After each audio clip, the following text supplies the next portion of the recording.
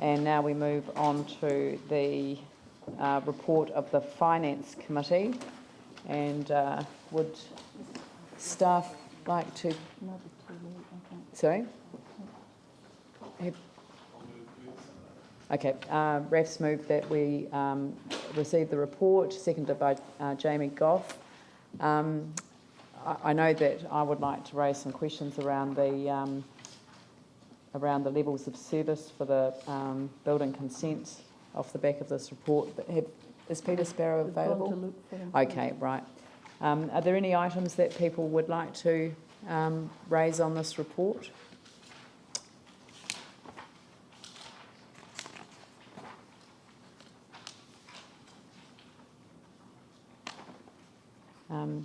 I know that it raised for me, and perhaps I'm not sure, are we having anyone here, or shall I raise them with you? Or I mean, it's not just on the building consents, but some other issues as well. It just seemed to me that some of our levels of service, they're kind of obviously they're obviously due to circumstances not able to be met. And I wonder what the process is for changing levels of service, either post a disaster or post a change in the operating environment. That means that the stated levels of service are no longer relevant to the operation of the business, be it temporarily or permanently. And I mean, there are lots of examples of those. That's right. And some of these levels of service ignore some of the recommendations that the previous council made. So, for example, from the Public Affairs Internal Services around the external communications that are timely, relevant, accurate and cost effective, the format and distribution of our Christchurch was a decision taken internally, but not in response to the recommendations arising out of the report that was written on the communications audit. So, you know, to me, when I read through these things, I felt that, you know, here as a governance body, we're monitoring against levels of service, some of which cannot be met for changes that have occurred since the levels of service were established. The levels of service have been addressed progressively, and many were changed, where particularly around the roading where it's impossible to do it. If there are others that staff have missed, then we need to go back. But normally there is provision to change it, and we would bring it back to council, requesting that they be amended. So I could or will ask the managers concerned to review them and perhaps bring them back through the committee to the council. Yeah, I mean, for example, the community facilities, this is just the first page, currently not meeting this target across the portfolio and is unlikely to be achieved in the majority of the rural facilities. Furthermore, usage reporting provided by organisations that manage community facilities are not always supplied. So it's almost like, why have a target you can't meet and could never meet? And why wouldn't you, under those circumstances, have two-tier targets, one for rural, one for city-based facilities? It looks like the levels of service in Christchurch City was simply extended across into the Banks Peninsula area when it was merged, instead of you know, thinking about a separate level of service that was more reflective of that community. But I'm not sure if that's what's happened. That did happen. There was a view taken that it should be the same across the whole district. However, it's council who sets and changes levels of service. During the course of the year, last year, staff did make some recommendations. Some of them were accepted and some of them weren't. Yes. Yeah. We will review them again and bring them back again. We welcome re-looking at them, because it gives staff no pleasure to be reporting month upon month. Yeah, but some of them, the remedial action, take this on the next page on Littleton Visitor Centre. The council should consider amending the hours and the levels of service as part of the next annual plan to reflect those required in Littleton. It seems to me, why wait when it's perfectly obvious that it can't be met, and it's simply because of the cruise ship It's not for any other reason, so it's directly earthquake related. So I don't know how long that one's been reporting not met levels of service, but it seems to me that, how do we get this done as a matter of course rather than waiting for an annual plan process? The management ones we can do immediately, and if I could just please refer to Mr Mitchell to ask whether the ones that are in the annual plan need to be consulted on. If you wish to change a level of service that's actually in the annual plan itself as opposed to a management one, do we need to consult before we can change it? Even if the ships stop coming? I mean, yeah, or maybe... Well, that is the usual process to do. Yes. But how long have the ships not been coming to Littleton for? Well, a couple of years now, at least, obviously. So why are the levels of service still the same? I mean, that's my point. I mean, I'm not Yes. being critical. I'm just saying that No. in terms of a process, I just think that we need to be much more alert. If we're going to play a monitoring role, which is our role, then having a standard against which the staff cannot perform Yes. seems to me to be not a good a good function. We agree. Yes. Okay, so you'll come back to Yes. that on this. The other thing is another example was the rural fire authority minimum training standards. Those new standards were put in place in October 2013. I think it must have been anticipated that they were going to change. There must have been a lead-in point. So in some respects, a flag should have gone up much earlier, and maybe some of the training should have been put in place prior to the standard taking effect. Because, I mean, correct me if I'm wrong, but normally when standards around training are changed, there is a lead-in time so that people know that they've got, that it's going to take effect from a particular date. So they would have established what the training standard was, and it may have been that last winter efforts could have been made to ensure that the compliance with, 50% trained to that level. Again, it's just forward thinking, and I. Yes, I think your question was asked by others within the building as well, so yes. Okay. Yeah. And the building and consents, I was quite keen to have an up. Oh, and just as I said building and consents, Mr. Sparrow walked in the room. Would you like to join us? We're just looking at the Finance Committee report, which has the details of where we sit in terms of our targets and our results. And, obviously our targets and results are not well aligned. It's putting it mildly. And but I do understand that, we're looking back at a period of time, so rather than looking at where we are at the moment and looking forward. So perhaps, this is an opportunity just to give the council some context for these figures. So, page 47, Peter.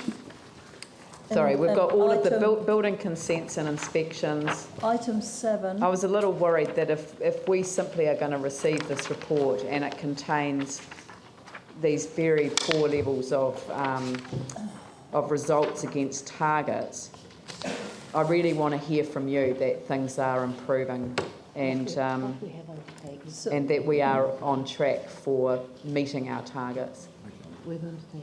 So, just while Peter's gathering his thoughts, he's probably not aware that this gets reported through in this way. This was for the period until December, which was before your time, Peter. Yep. But what the Mayor is looking for is some comfort that the levels of service going forward will be sensibly set and sensibly measured and done. Is that right? Yeah. Right, okay. So there's several things. Sorry, it's Peter Sparrow, Director, Building Control and City Rebuild. There's several things that the Building Control Group are doing at the moment. One is a customer advisory group. So we have many group house builders, commercial constructors, project management officers within that group. So what we've asked of them is to give us a bunch of issues that they have and we will concentrate on rectifying 5 at a time to show improvement there. So we're showing improvement to our customers. The other aspect is we're also monitoring our outputs, so things like inspection, quantity, quality, processing and consenting. The trend that we actually have at the moment is coming down. We were averaging around, I think it was September last year, we were averaging around 41 to 42 days average to issue consents.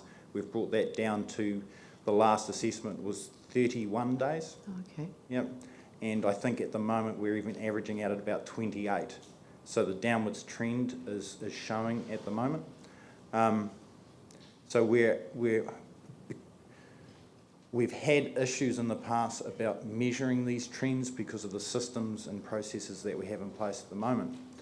We've done fixes to that system to allow us to monitor those trends more accurately. We also report weekly to central government and Sarah, central government, MB, on those statistics as well. So it is being monitored basically on a daily basis. We are also going to be developing surveys so that we can monitor what our customers think as well as that customer advisory group. So the reports will be there as well. Councillor East is the committee chair of the regulatory and consenting chair. Yeah, And we're reporting to them on those statistics as well. on a monthly basis. On a monthly basis. Okay, good. Thank you. I just didn't want these figures and, the way they are presented in this report, which is a standard reporting process, to be without the context. But, I mean, I know every time I get in the lift and someone gets out at the 3rd floor, I know that they're in for a busy day. So, it really, but in terms of the conversations that I've had in the lift, there's a lot of excitement about how much better it is. And, and I mean, people are busy, there's no question about that, but people are much more satisfied, I think, in what they're doing. So if they're starting to see results flow back into what the customers are saying, then that's certainly what we want to hear. Yeah, we're also monitoring. We're getting a lot of good feedback from our customers as well, which is being monitored. So we're recording all of the good feedback that we're getting, but we're also actually commending staff on that as well. Yeah. There's a lot of that feedback about individuals, Yeah. which is absolutely fantastic. Yep.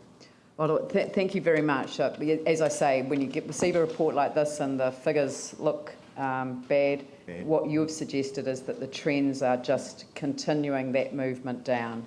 Yeah, and there's a lot of work at the moment around system improvement, Yeah. and simple procedural improvement as well. Now, none of that's actually been implemented yet. It's Right. being developed. So we're also looking at getting a lot of improvement through those procedural improvements as well. And you've been recruiting too. Yeah, Yeah. recruiting heavily. Yeah. Yanni. Thank you. Appreciate it's a difficult challenge, and I know that these statistics are out of date, but it's good to hear that the trends are at least going in the right direction. Have you considered? I'm just mindful that a lot of people come into the central city, and it's quite a nightmare, with all the roadworks, the lack of parking. Have you considered actually setting up a space in the kind of eastern suburbs, possibly just raise up the Linwood, service centre, and putting services that are more local and more accessible to people? It just seems that it's the one way that we could really improve the satisfaction, was that people instead of having to come into the central city for effectively services that could be delivered through a service centre in an area that does have an increase given its proximity to the rebuild and the numbers. Is that something you guys have considered strategically, about just trying to put more resources in the area where the most demand is? So we have considered that, and we're working on that with the allocation of inspection resource. So we actually cover the city with inspection resource, and we have teams dedicated. Now, they work currently centrally out of this building. However, to have a service centre providing building control services, it's a bit of a dilemma for us because we have to show really, really strong leadership and control over the group. So by breaking it up, we're scared that we're going to actually lose a little bit of that control. Now that said, our applications for building consents and our communication and correspondence is usually by telephone or email. A lot of the applications are actually coming into us electronically. So providing the service elsewhere is probably not required at this stage. We have looked at it though. Will you get the really tricky, complicated ones where people need to come in? The second question is, do you have a heat map of where the consent activity is happening on a geographic spatial basis? Or is that something that we could perhaps, get at some point? I'm sure we can probably do a report on that, yeah. I just think it'd be quite interesting Find out the to number see, of consents. in certain I think areas rather that- than use the Finance Committee report for a wider brief, we may organise perhaps through report from the Regs Committee a brief for the Committee of the Whole on the whole process, because I'm very aware that it's the primary task of Regs to oversee this process, and I've probably taken some liberty here, but I just didn't want the bold figures out there without some sort of context for what was really happening in the department. So thank you very much for your time, and we'll look forward to further reports in the future. Hopefully that trend will continue. It will, definitely. Diane, I just had one other one, which was around the Civil Defence and Emergency Management one on the ReadyNet communications. I was a little bit concerned to see that potentially with other people, other councils pulling out, that it may be putting in jeopardy the whole program and looking at options of the possibility of bringing in-house. And I just wondered whether another option was to discuss it with Local Government New Zealand to see whether there could be a sort of a nationwide approach to ReadyNet communication, because my understanding is that that's actually been very, very good and was excellent during our time of need. So I would hate to see us, I just worry about it being, again, truncated to just one area instead of the potential for, it's got great potential, I think, nationwide. But I'll make note, thank you. Thank you very much. And so somebody will come back to us with some ideas around what the... Yeah, okay, that's great. Good. So I'll put the motion. All those in favour say aye. Those opposed say no. That's carried. And we'll move on to